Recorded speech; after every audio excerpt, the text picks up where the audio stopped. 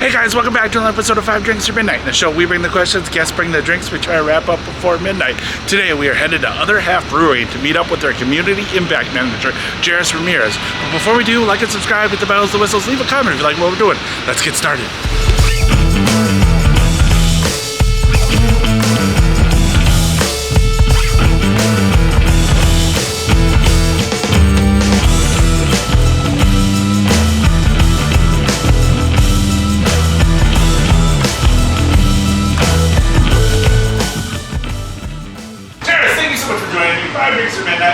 Five questions, midnight, whatever comes first. Thank you so much for having us at Other Half Brewing. How are you doing today? Actually pretty good. Excellent. Happy to do this. Finally. Yes, it's finally worked out. So again, thank you so much. I guess question one, what are we drinking first? This is one of our lagers. We just changed the recipe. It's called Snaps. Okay. Yeah, it's refreshing, delicious. All right. I just wanted to start off the day. And you know, something wrong with a little day drinking. Cheers. Cheers. Yeah. Yeah. I need that. So the way to kick off the day. Yeah. Alright, question one. Always an origin story. How'd you get started in brewery/hospitality business? Hospitality came first. Restaurant came first. Alright. I was working for David Boulay at a Boulay restaurant. I helped him open the second one. Okay. And then stayed on as an expediter. It was great. Amazing 5 years of my life. Awesome. Learned a shit ton from this guy. He's like nut job, French, R.I.P. He passed away. I love that guy. He taught me a lot. Alright, awesome. From there, went on to learn about hotels. So I started off in at the bottom at a hotel. So I went and worked for Chambers Street Hotel, on 50-something Street, I forgot, as a houseman. Alright. And then quickly went up the ranks, but I was I didn't want to do it anymore. I wanted to go back to the restaurant, so I went and helped out. A friend opened up an Italian restaurant, Chez Galante, another famous chef. He opened up Ciano, amazing Italian restaurant. From there, went to I worked in Hamptons in the summertime. Just did that for a bit.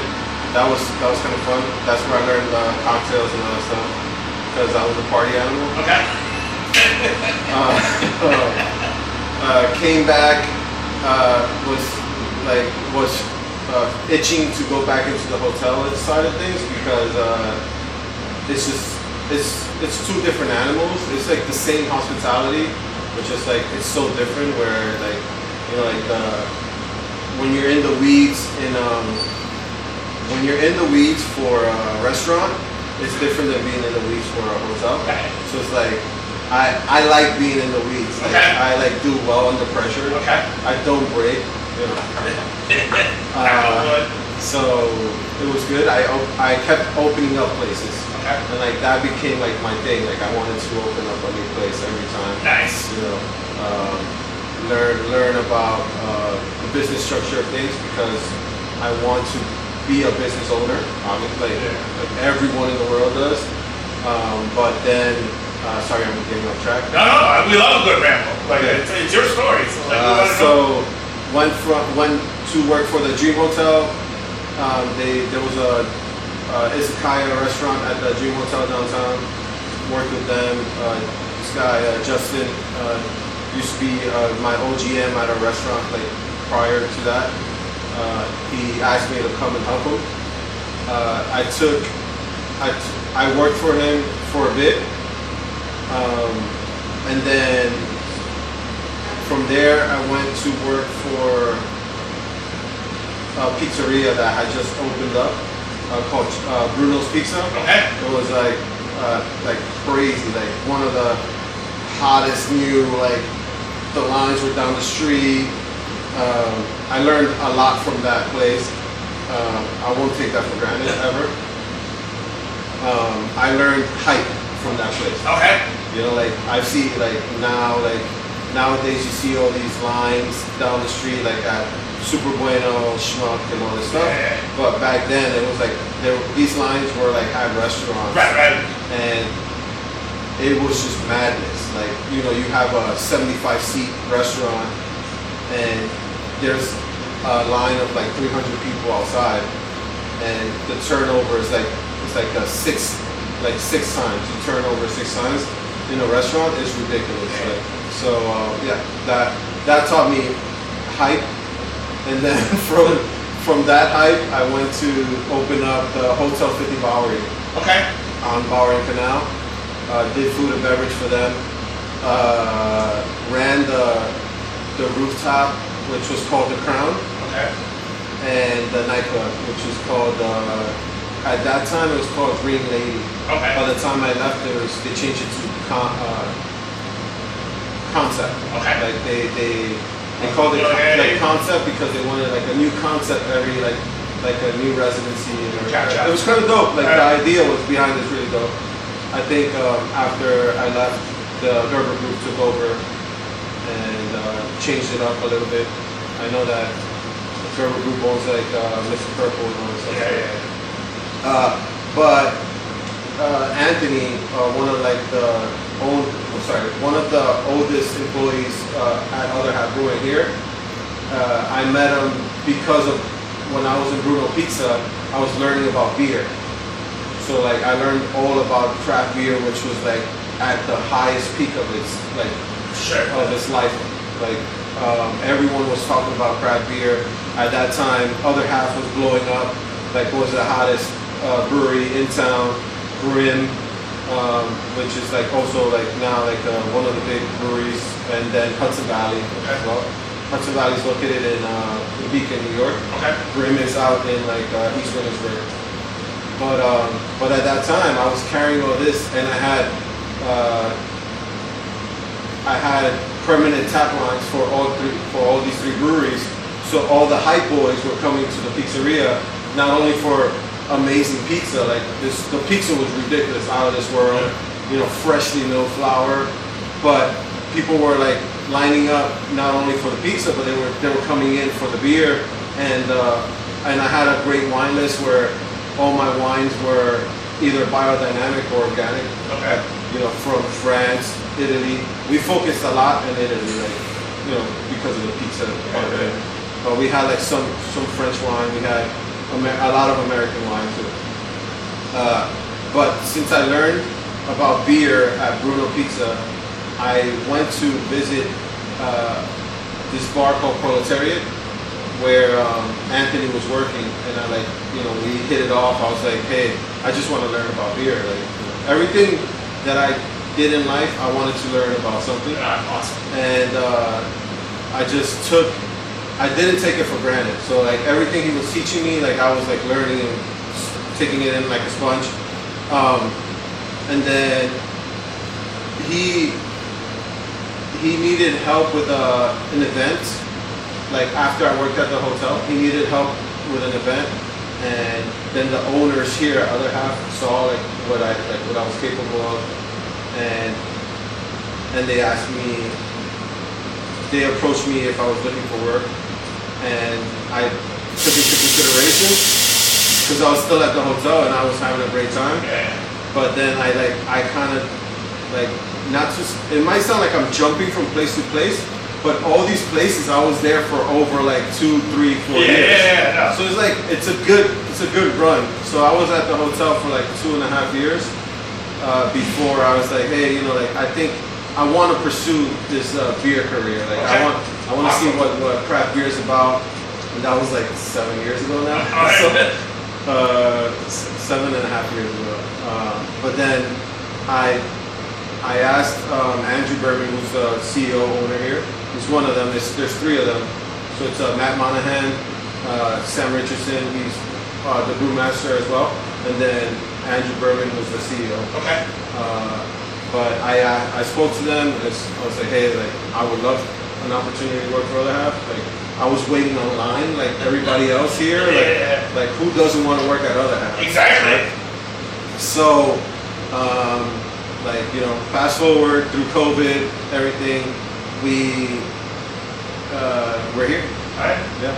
I started a cocktail program here where like we we always had alcohol. Like we had liquor license here, but we never displayed it at the OG location. But when we opened up Domino Park, we wanted to have like a liquor program. Gotcha. And we wanted to keep it where it was just spirits focused.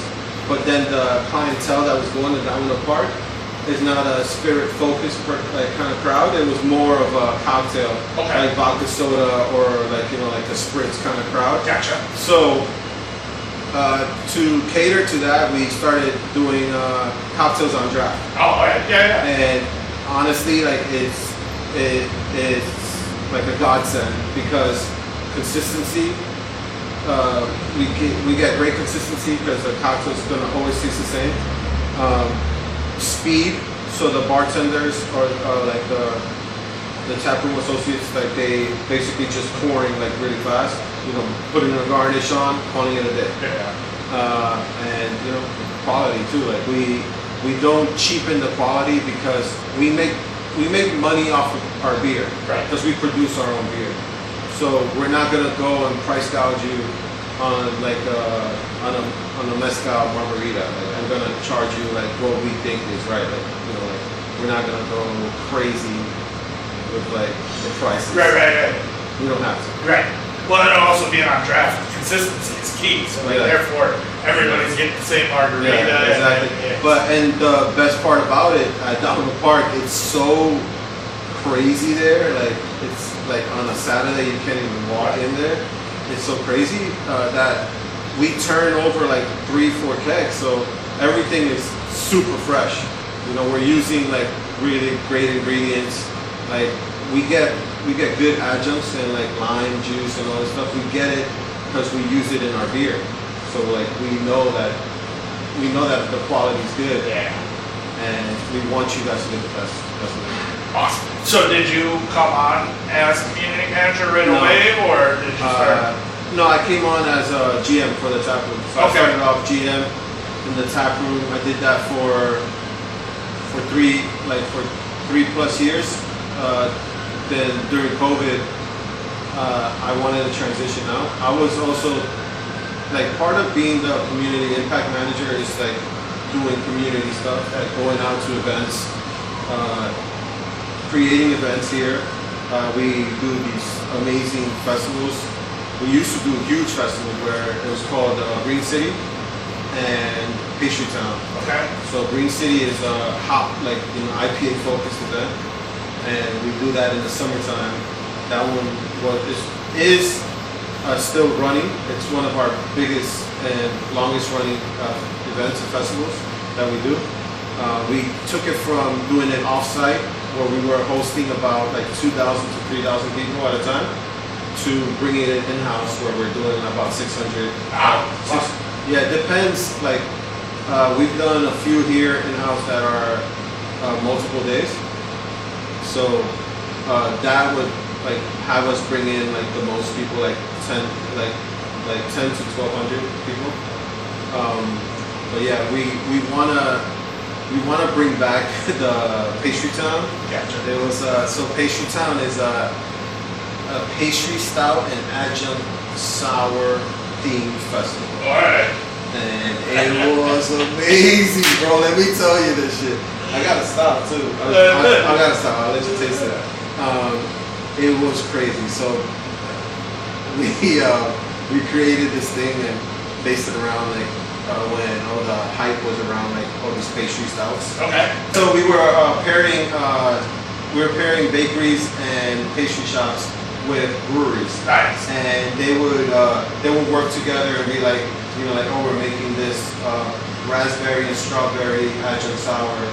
And then the pastry shop would do something to mimic that, and we would do time releases. So the bakery and the brewery would be side by side, like on a stand, like on the top, like a hot dog stand or something, and just like vending them out. Nice. And it was all included in the ticket. So people love this event, and they want us to bring it back. It's just like it's so much that goes into this. That's awesome. I'm not like chickening out. Like I want to do it. It's just like It's a lot. It's a lot. Like nowadays, it's a lot. Like Then obviously COVID, like everything else, ruined it. Yeah. I do a lot of like communicating between breweries, so like we do a lot of collaborations.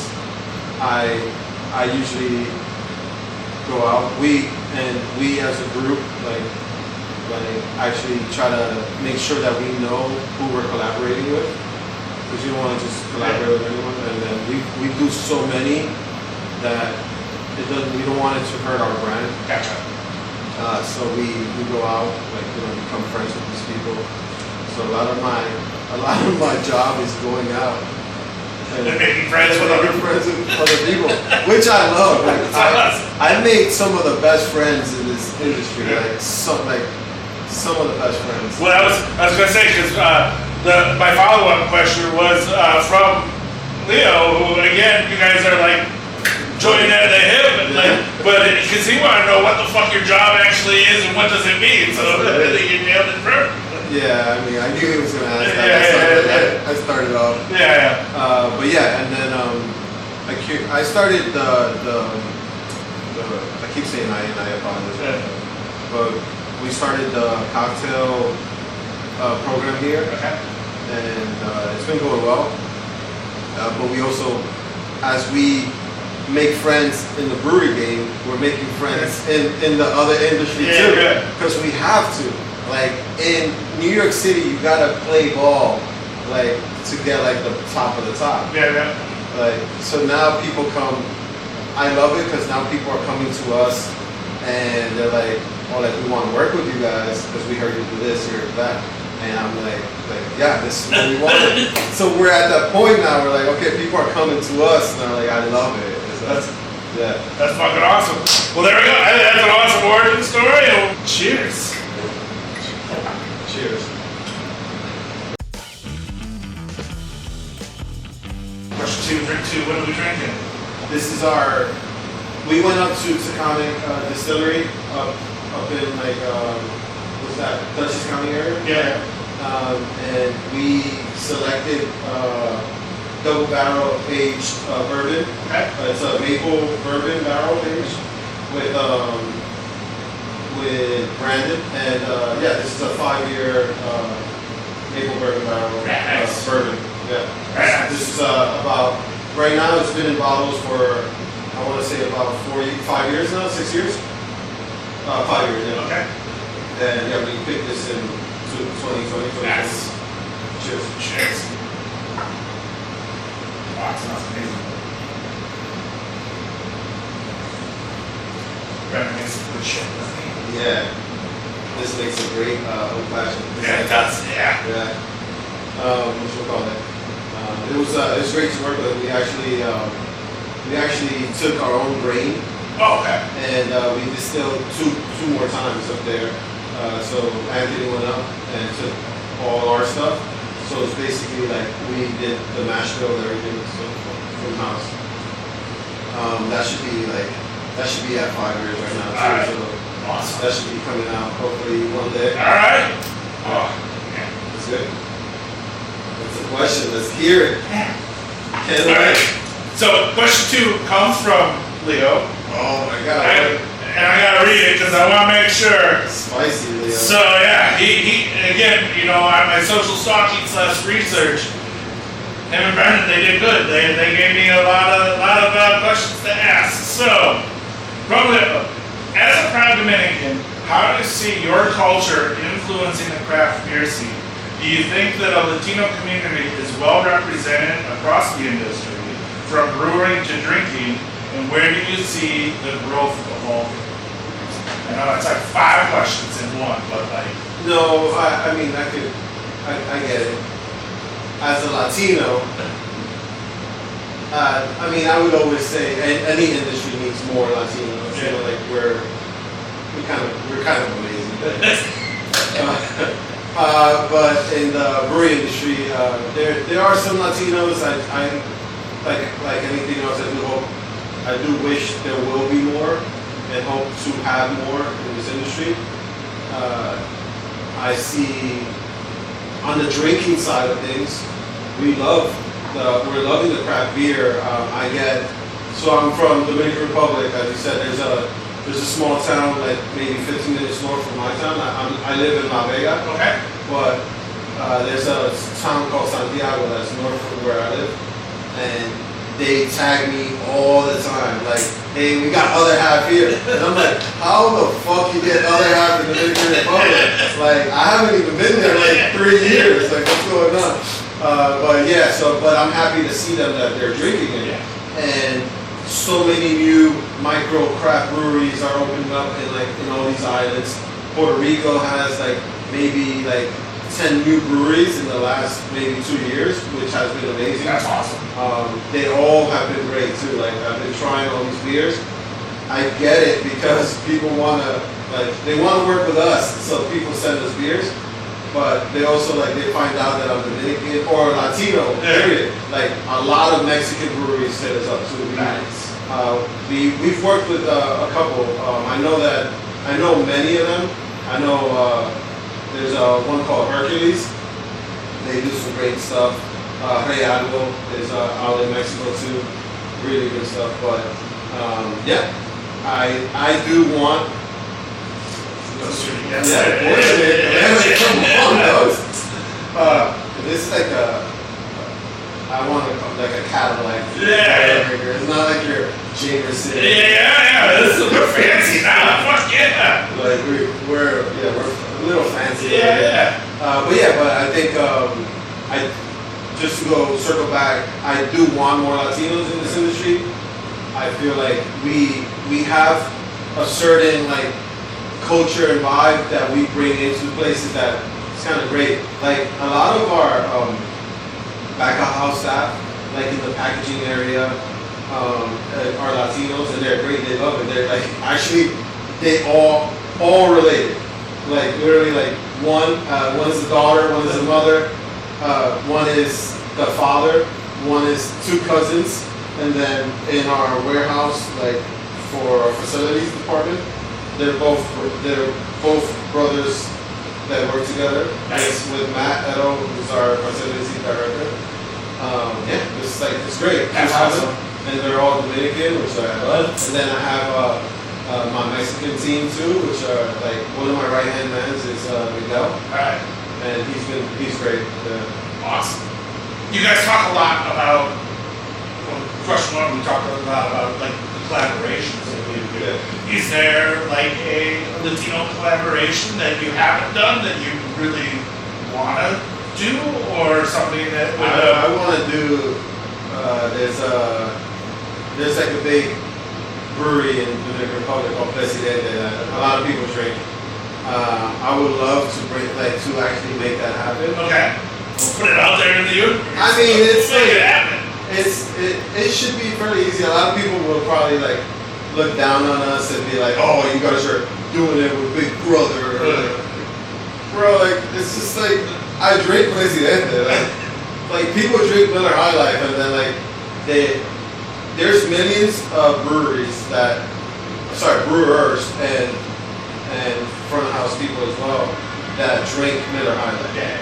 And then there's people that frown upon us because we drink that. I drink Presidente, and I've always drank. I drank it since I was 10 years old. You know what I mean?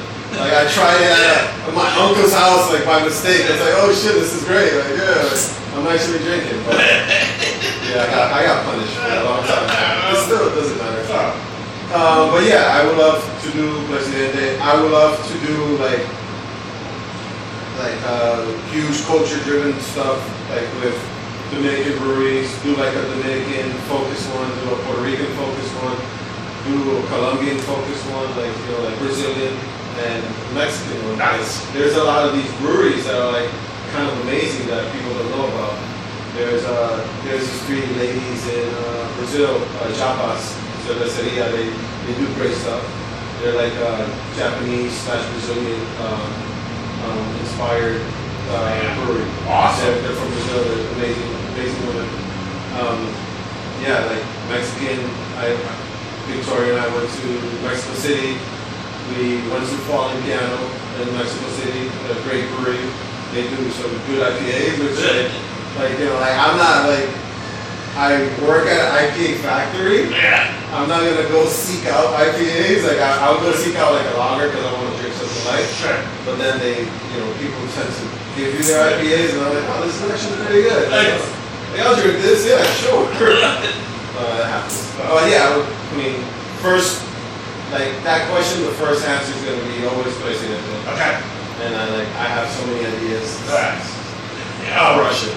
Having other apps show up in the DR, like, has there been a weird spot that you've seen it show up that you would never think that it showed up as, or like how has the reach like gone? Like where's the weirdest spot you've seen your stuff pop up? That you haven't put it there. That we haven't placed it. Probably Tasmania. Okay. Yeah. I got tagged, but I think it was because people went there like on a retreat thing, like, and they brought it with them, like on their bag, and someone tagged me. All right. Like, let me see what else. I think that's a big one. I'm curious to see when our beer is on a plane. Okay. Like in South America, a lot of people tag me drinking the beer on a plane. Okay. They don't sell it on the plane. They just bring it on. They bring it on. Is that illegal? That's what I'm saying. I don't want to. I'm not narking. I didn't say anything. We're not running anybody out. It wasn't us. That's what I'm saying. Yeah. Like I love seeing stuff like that because it just gives us hope that one day it'll be like a household name that like. Other Half has been so great to me that I want it to shine that much. Like, I want it to be everywhere. I want to go somewhere, fly there, and like instead of seeing like Bud Light and all this stuff, be like, oh shit, Other Half. Oh, that's great. Like it doesn't even have to be Other Half. It just has to be like I want like more craft breweries to do it because like the beer is better. Yeah. Awesome. Well, there we go. I think we answered. That'd be great. There we go. We'll put it out there. That'd be great. Oh, let me add. Cheers. Okay. Sorry. All right. Question 3, drink 3. What are we drinking? This is a Nashville Barrel Company. They source their liquid, but then they age it in house. Okay. This is a 7-year rye. Oh, nice. This is delicious. This is from like 20. We did this one in 2022. Yeah. Nice. Cheers. Cheers. Mike Hines down. Mike Hines and Andrew Berman, like they're good friends. This is I know your style, but this is what I do. It's like curate. I make sure you have a good time. I'm always having a good time. So yeah, we actually we picked this and we did it through the mail. Okay. Like this fucking the world was ending. Oh yeah, during COVID. But this was like one of my favorite things. Like my favorite thing was to pick this. Yeah. But I'm not gonna lie, we picked another one too. I don't have the bottle here, but we picked another one in the same batch. That was also good. That one was 6-year. Okay. And it was better than this. Like it sold faster as well. The proofs are so high on these that I just think this is what I picked for. 7.48. So it's high. Yeah. 150. That's good. Let's go. Good Friday. Yeah, right. Cheers, man. Okay, question number 3. Oh, all right. So, question 3. We have this continuing conversation pretty much every time that we talk about, because one of the things that I think we bonded over is that the Order 50 best chaser, just like I am. You love going to, But for different reasons. well, but in your opinion, what makes a great bar? What makes a great bar is multiple things. Right. The one thing that could make or break a bar is a hostess. Like a lot of people don't understand that. Like if you have the wrong hostess in the front, like like that could ruin your whole fucking date. Like, imagine you're going on a date with your wife to this amazing bar, and immediately you walking in, you feel rejected, even though you have a reservation. Like, it clearly says your name right there, and they just like kind of give you like this off-putting feeling that like they don't want you there. Like a lot of like, so you need a good hostess. The vibes gotta be good. I love lighting and like music. For me, it depends on my mood. Like, cause I love loud music in some places, but I also like you know, like casual low music. But I also think that the lighting triggers the level of music that I want to hear. Like if it's super dark in there, I kind of want to listen to some like loud music. And it's usually like your staff also like has to be on top of their game. Like obviously having good cocktails. Like you can have decent cocktails, and I would come back if everything else is good. You can have killer cocktails and everything else sucks.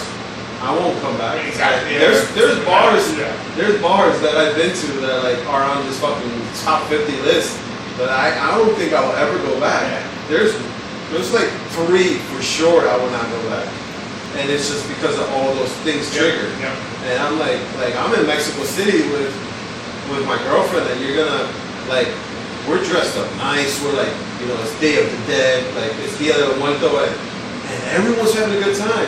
And I'm going here, like we got a reservation, 7:30. Like I can't believe we got a reservation for this place. Awesome. We go in. Host is like, it's gonna be 30 minutes. I'm like, yeah, but like we're here at 7:30. Like we're here at 7:25. You're telling me I gotta wait an extra 30 minutes. Like now that's on you. Like you know, you don't have time management on your tables. Like so now already we're starting off on a bad note. We requested the bar. They try to sit us at a table. Like, no, we requested the bar. Like, oh, that's going to be an extra 30 minutes from the bar. Like, but you see our reservation, it says bar. So that's another downfall, like another point off, you know, in my head. And then like it keeps going, and then like the bartender like just puts down the menu, doesn't greet you. Like, come on, bro. I was like, yo, like honestly, like we're paying your bill, like we're paying your salary. Basically, like if we don't come, you don't have a job. Like, and then people take that for granted. I love this industry. Like I've like literally grown in this industry, and it costs you 0 things to be nice. But yeah, people say it costs you 0 things to be mean too. But like it costs you a lot to be mean. Like you're gonna like either lose your job. Like the business is gonna close, or like there's a lot of things. So I took it upon myself to go visit the top 50 list of 2024. Like top 50 list changes every year, so it's gonna be hard for me to go to all of them. But I want to do the 2024 list because I already have that. Like I already done a lot of it. So now to go to Europe, I'm like skeptic about some places, but then also there's like places that I have gone that are on that list. Like I already went to London and I did Taylor Elementary, and I thought that place was epic. I went back twice. You know, like Saint and Whiskers in London as well. I don't know how far in the list they were, but they were on that list, and I was like, this is amazing. Like. The bartender was like giving recommendations, like very welcoming. Like the difference, I think the difference with being in my own city in New York is that I have higher expectations for New York City. Because like it's fucking New York City. Like, step up your game. Exactly. There is 8,600 and plus bars and restaurants in New York. Don't quote me on that, but it's that high. It is. You can find 3 bars down the corner here that are probably better than some of those on that list. But to go to another country and experience what actually top 50 is, like that was great. Yeah. But then to also go to another country and experience why they shouldn't be on that list, was also like, all right, cool. Like now I want to go to all the other ones and see what's up. Do you have a favorite in New York that like you swear, not even a top 50, but like what is your favorite spot in New York right now? Right now, to date, I'm gonna name 3, Okay. and for different reasons. So I'm gonna say Sip and Guzzle. I had a great time in Sip and Guzzle.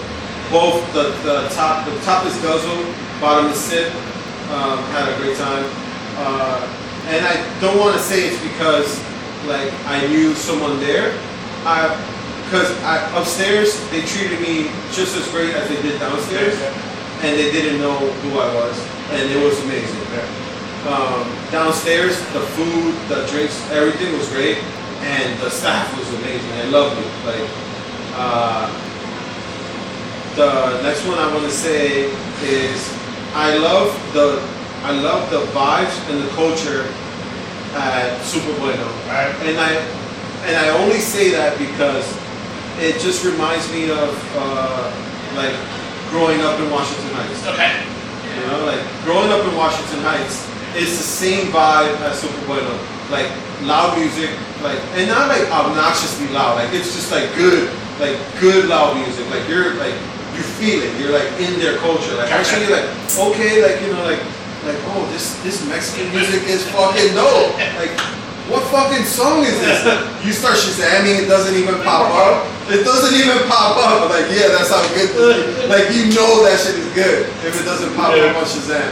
But yeah, like, Ignacio, I met him a whole bunch of times. And I've always, like, he has this, like, thing where, like, people attract to him, and I can feel it. Like, you know, like, I understand it. So, like speaking to him and him like treating me the way he did when I went, not knowing who I was, like or my girlfriend, nothing. Like we just went, sat down. We were lucky enough to like sit there and sit. We went there the first time we went. It was ridiculous. So sorry that like. I love it. So we went. We did a reservation and. We were like, I was like, oh shit, babe, we got a reservation. This is great. And it was earlier. I was like, oh, like at 6 o'clock, everything, you know, that's fine. And we go, and a beautiful hostess, she was like, would you like to sit at a table, or like, which table would you like? And like, I have like these two available. It's like, oh, actually, can we sit at the bar? Because we like the bar because of multiple things. I'll get to that in a minute. But we're like, oh, we'd like to sit at the bar. Not knowing what the fuck happens there. Like, yeah, I seen videos of people fucking pushing the ball and everything, right? But I didn't know what was happening there. And we sit there, we eat a little, like light bites, and then we drinking, and it just turns into 7:30, like immediately.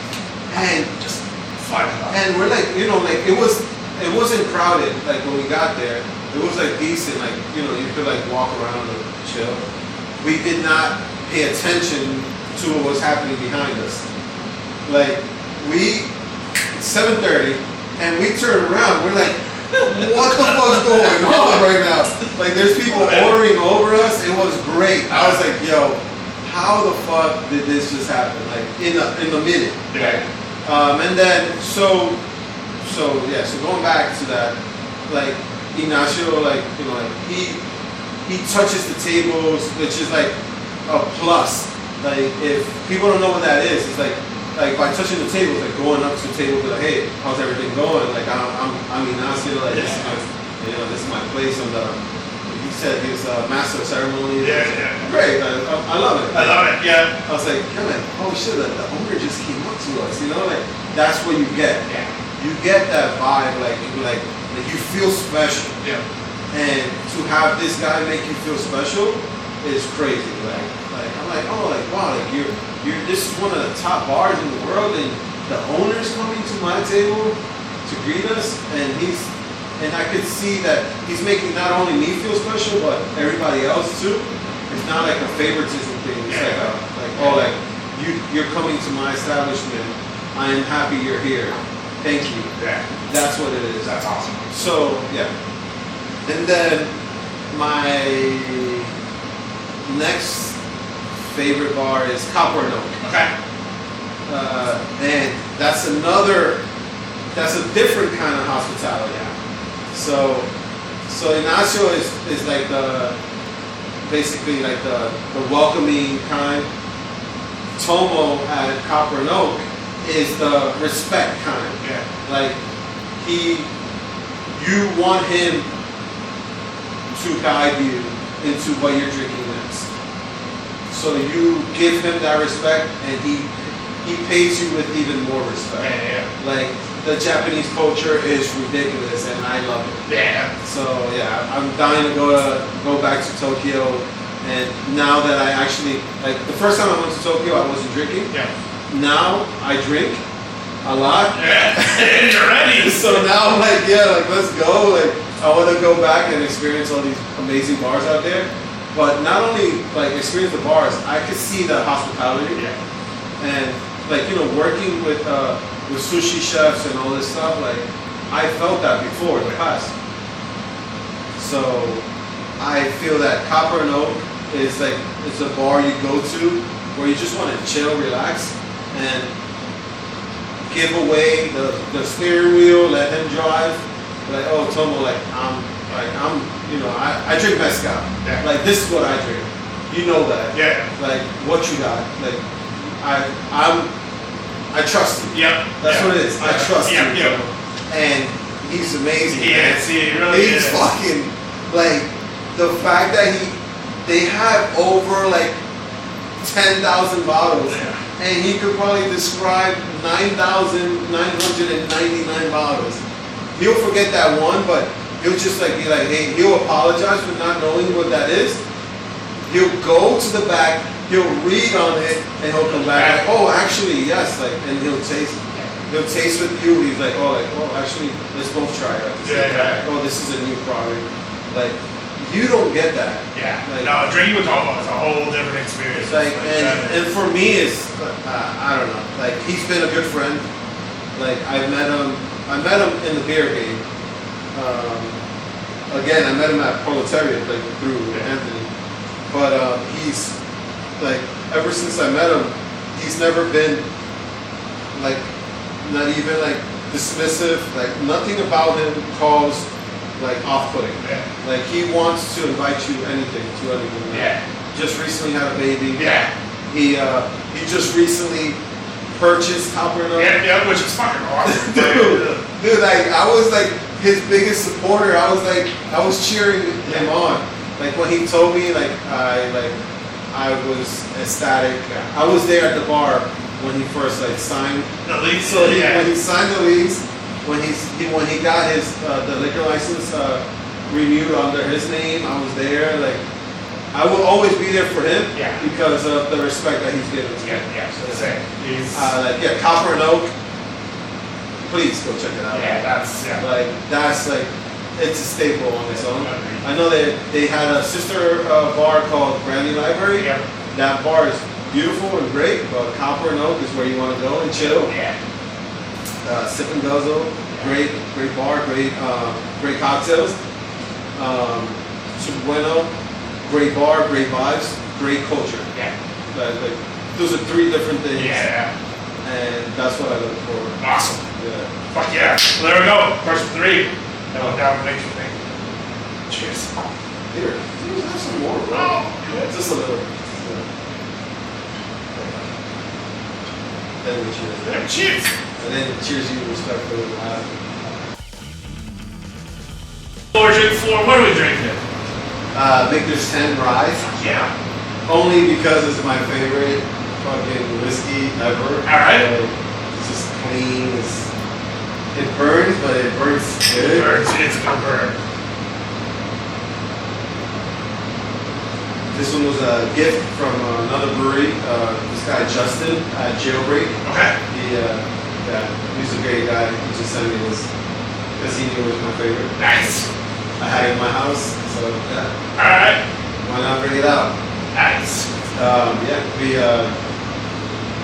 we love to have like specialty like ryes and bourbons here. So Okay. this is one like we carry this one at our Dominican Park and Rockefeller Center location Okay. behind the bar. But we have like we also love drinking it ourselves. Yeah, So absolutely. we have a shit ton at home, in the office, in the bathroom. Take a shot. Yeah. And then whatever that room is. Oh, that's a lab right there. That's where all the magic happens. All right. That's where you find out if your beer is oxidized or not. Okay. All right. No comment. No problem.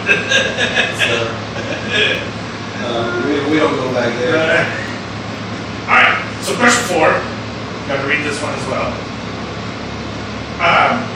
You played a significant role in the All Together initiative, a global brewery collaboration that raised relief money for hospitality during the pandemic and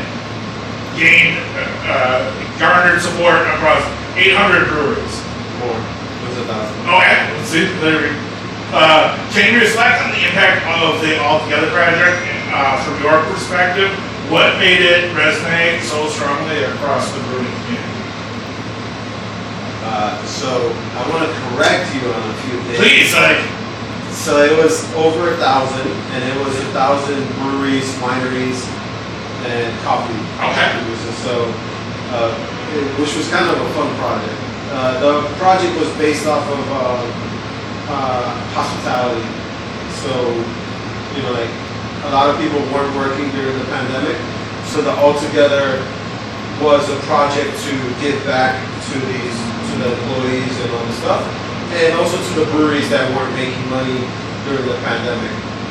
We felt that we had such a high presence in the game, where like we gave away our recipe, one of our core recipes for like one of our great beers. I can't tell you which one it is, but that beer,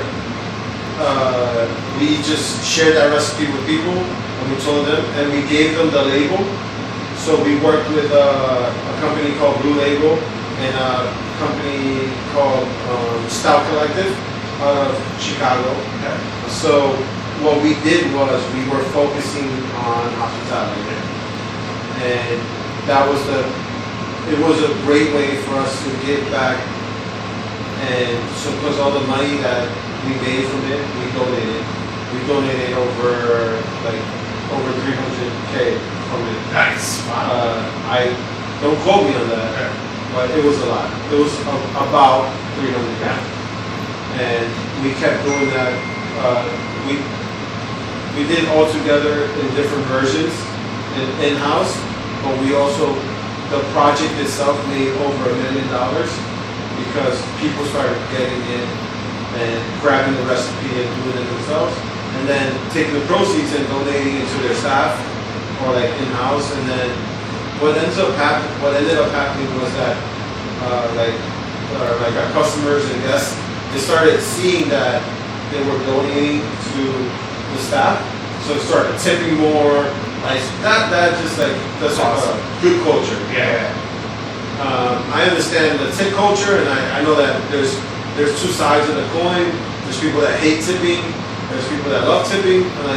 And I'm on the tipping culture side. Yeah. Like I feel that like you want to tip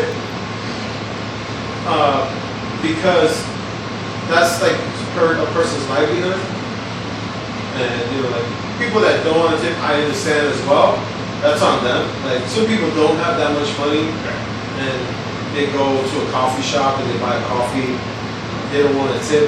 I get it. Like you don't like. It's not that you don't have the money. It's just like that you don't want to spend the money on tipping someone for giving you service for like 10 seconds. Whereas but at a restaurant, like you should open up your heart and your mind and start thinking this person just spent 2 hours of their life with me explaining the dishes. Like if I had a question, this person answered it. This person brought me the food, This person made sure my table was clean. This person made sure that my water was full. This person made sure that my drink was like here on time. Like I get it. Like that's good service. Like you should tip on that. And like just don't be naive about it. Like just think about why you're tipping. And the experience and the knowledge and the education that the server has to go through, and they're spending all day caring for you and for like 200 other people. Like for me, I tip all the time. Yeah. And like regardless of what it is, like like the coffee shop thing, like I understand it. Like I just tip because like I feel that tipping sometimes also gives you like a good fucking like people be like oh shit, like oh thank you, I appreciate that. Yeah, karma. I appreciate the 20%. Like you want extra fries with that? You want extra guac with that? Yeah, I want extra guac. But yeah, back to the altogether. I feel that the project itself was a success. It led to other projects too. One thing that people don't know, like the same. We shared the same project with Black is Beautiful. Okay. Black is Beautiful was another beer project that took off. That one also did over 1,000 breweries, and it did over $1 million as well. And so it raised money for Black awareness. And it was one of the best projects I've seen. Obviously, altogether is like heart and soul for me. So that's going to be number one. Right. Sorry to Marcus down in Mother Toes. He started that project. Right. He started Black is Beautiful project. Right. I thought that project was great. I know a lot of people did it. And the fun thing that I like about both projects, like Altogether and Black is Beautiful, is the people that did something different. You know, like, yeah, we did IPA because it's our recipe, so we're going to do it. Right. Yeah, but there's people, somebody did a sake. Okay. They did an altogether sake. That was ridiculous. That's awesome. A lot of homebrewers did like, random stuff. Somebody did a stout altogether. Somebody did like a Belgian quad. I drank all of them. I got up to I think I got the most, but hands down, like I was like hunting them down. So I did 476 different versions altogether. Oh wow! Shit! Yeah, I drank every one of them for sure.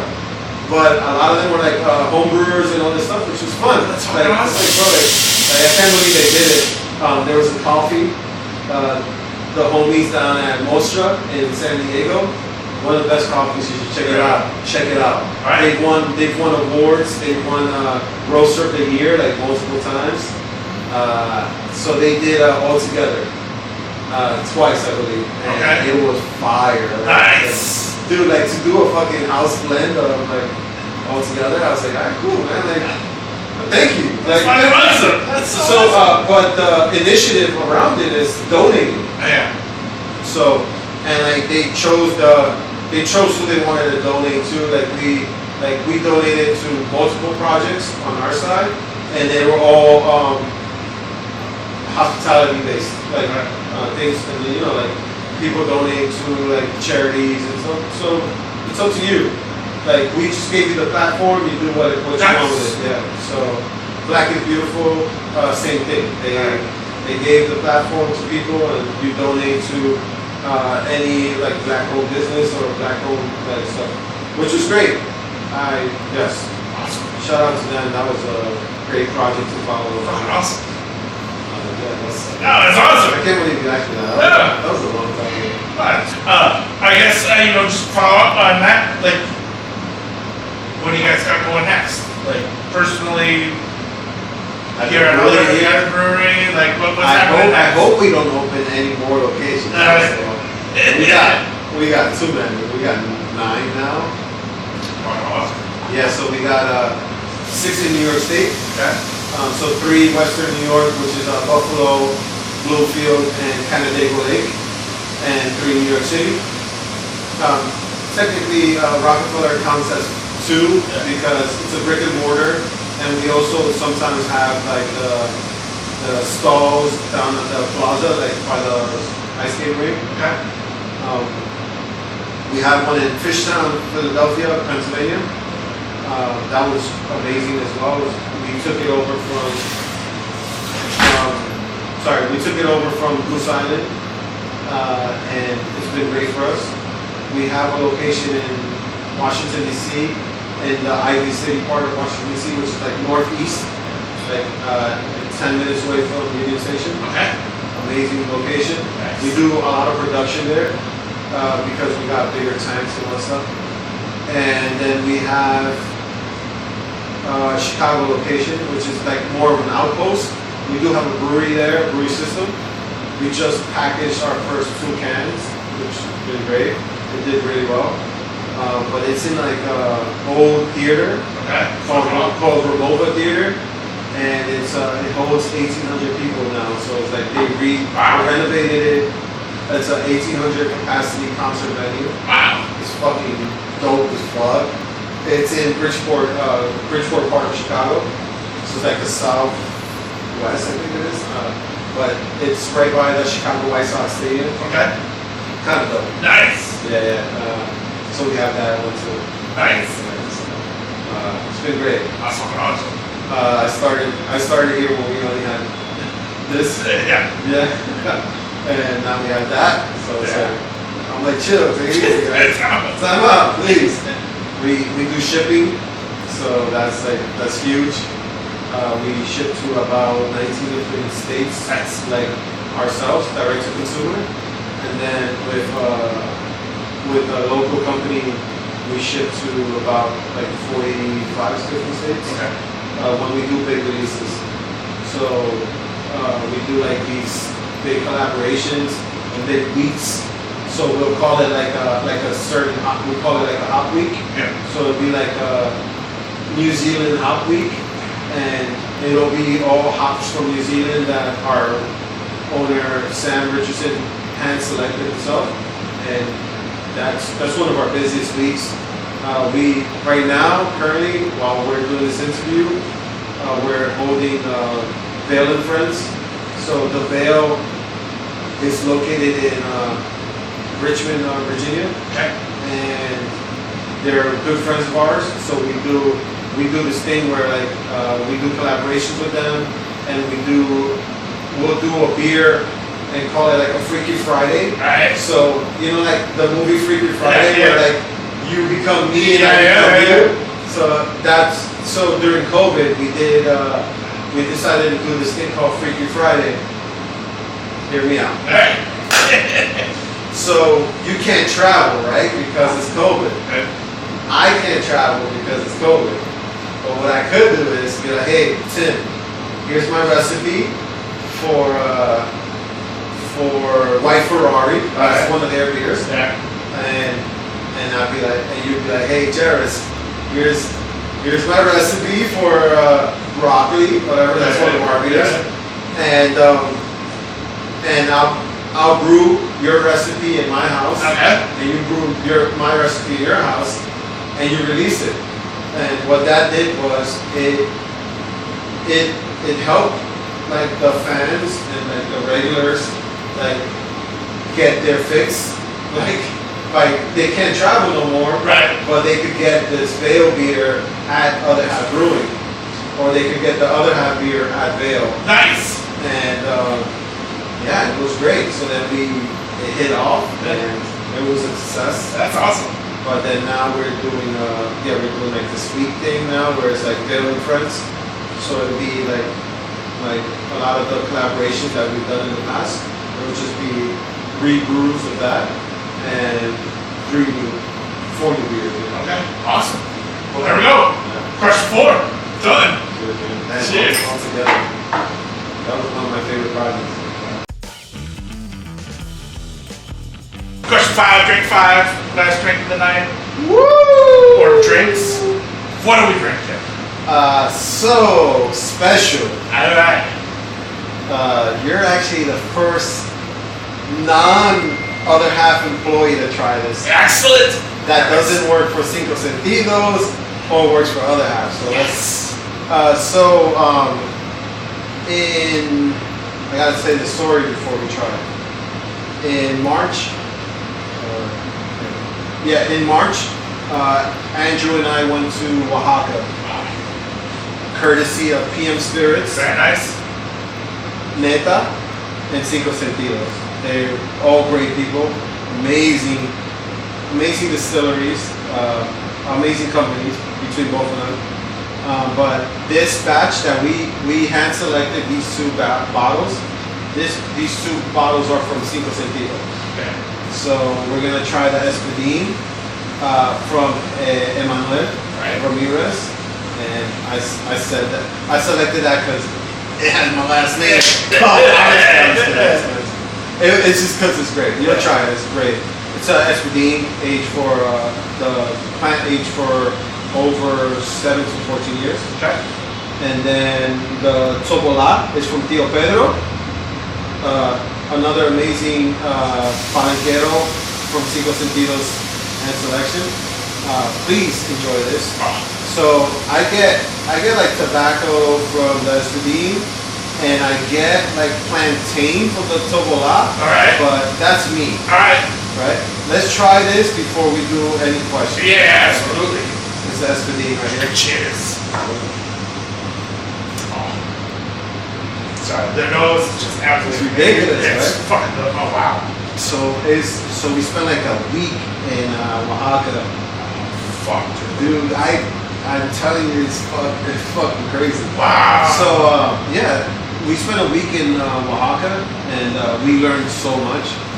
Like there's like 90% of like what happens in the making of this product that no one knows. Like just the roasting itself, like it's like 10 tons, you know? Like when they do that fire pit, Yeah. it's 10 tons of fucking like piñas where like you gotta carry them. Like there's no one else helping you. Like so they have a great system going for them. They give back to the community. I personally love what they're doing at Cinco Sentidos. Also Neta too, like Nikki, she was amazing. They treated us really well. Wow. Yeah. And then of course the PM Spirits team. Yeah. We always want to thank them for having us, like, you know, literal other half. Yeah. Wow. It's crazy, right? So where? That's the Espadín. Yeah. Where can people try this? Nice. We worked out a deal with PM Spirits where they distribute to every single one of our locations, so that it works out for us. Nice. Yeah, this is great, right? Wow. Dude, I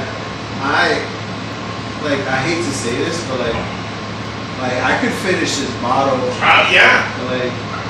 But I could finish this bottle, and people are gonna hate me for this, but I do love Ice Cube, and it's because I like cold drinks. Sure.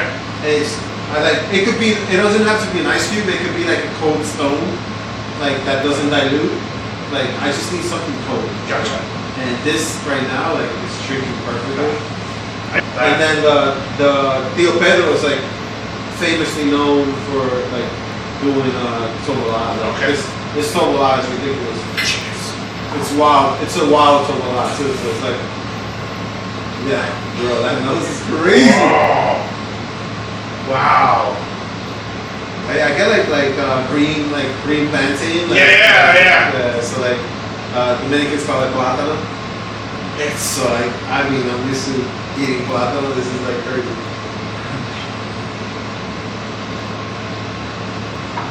Yep. yeah. But that's just like, so we have a good understanding for selecting stuff just because of our palate. Like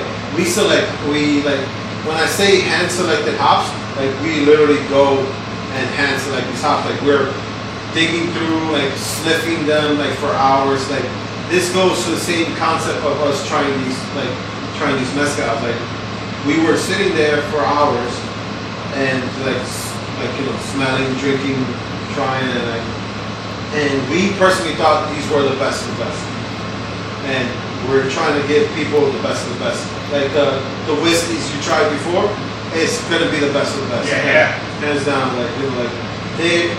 I feel that all this, like in our heads, are like award winning.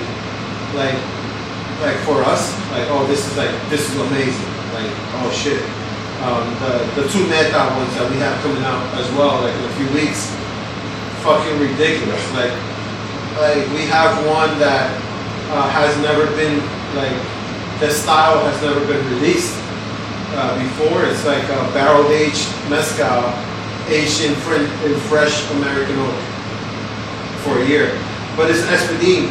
But it's like, it drinks like it's the best reposado espadín that you ever tried in your life, bro. Like, and that's coming out too. Like, that one was with Maestro Tomas that we met. So Andrew and I, like, we're very curious. Like, we are curious individuals. So we're there. Everyone's like chatting, like having fun, and we're like, oh, what is this like shack that you have here? And the maestro, the man himself, he walked us over. He's like, hey, like, you want one side? And we would never say no to anything. Yeah. So we walked in and we see all this fucking, like, all this mezcal, different color, different shit. And we see this one that's like brown. It's almost like resembling this, but like a lot lighter, but like just like brown. I'm like, what's that? Like, cause all the carboys were like clear, and then this one, like, it was clear, but the liquid was brown. Like, there was some that the carboys were like green, bluish. So like, that one is just clear, but the carboys were green. But this one was like a clear carboy, and the fucking liquid was like light brown. And I'm like, what's going on there? He's like, oh, you're the one that. I was like, yeah, I do. Like, you have no idea what I'm like, what's up? And we're like, oh yeah, of course we want to try this fucking different looking mezcal. Yeah, absolutely. Bro, I shit you not, like the whole trip, like Nikki from Neta was like, oh, like, no, like, he doesn't really sell that one, like, and we're pushing, like, no, like, come on, like we just want, like, we want it, like, we'll sell it, we want it. And long and behold, he said yes. Nice. And we got one of his first, if not the first of many barrel aged mezcal with fresh American oak. And it was fucking like that. So that was like a month out. Like, we won't release it right away. Like, we have the capacity to hold it, so we're good. Nice. But it's gonna be crazy. It's like ridiculous. No, it's fucking awesome. Like, wow. Thank you so much. Like, this is, so it's why I love doing the show. Just because, again, when people pick the drinks, like, it means something to them. Yeah. Everybody complains about how hard it is, but it's always like every drink is so crazy. Every drink, like, it means something to them, and I think that is so awesome. That just to be able to, wow. Yeah, that leads us perfectly into question 5. So our last question of the night comes out. Flip of the Whiskey Wednesday coin. You flip it, you can spin it, you can do whatever you want. The coin will give us the answer. You don't have to answer unless you feel so inclined to answer. But one side says fuck yeah, one side says fuck no. Go ahead, you can take it out of the plastic. No, brand new came out on Monday. I don't have this coin. No, So this is my coin, bitch. I got a bunch of them for you, so. For Victoria. But, alright, so question 5. Would you ever trust a bartender that says they don't drink beer? Says fuck no. This is fuck no. Yes and no. Alright. It depends. I had a great great bartender that did good recipes that didn't drink. But he went from drinking a lot to not drinking. So, but he had the knowledge of the spirit. Right. But before he went to not drinking, he was doing some great recipes. But again, it was not drinking beer. Like, not there's a difference between not drinking at all. Oh, like, but like not beer? Not Beer. Yeah. Fuck yes. Fuck yeah. Like, I'll trust him. Well, there we go. That's 5 drinks down, 5 questions answered. Thank you so much for having us at Other Half. Oh, shit. Careful, break the floor. Fuck yeah. Can't wait till we drink together again. Cheers. This is good.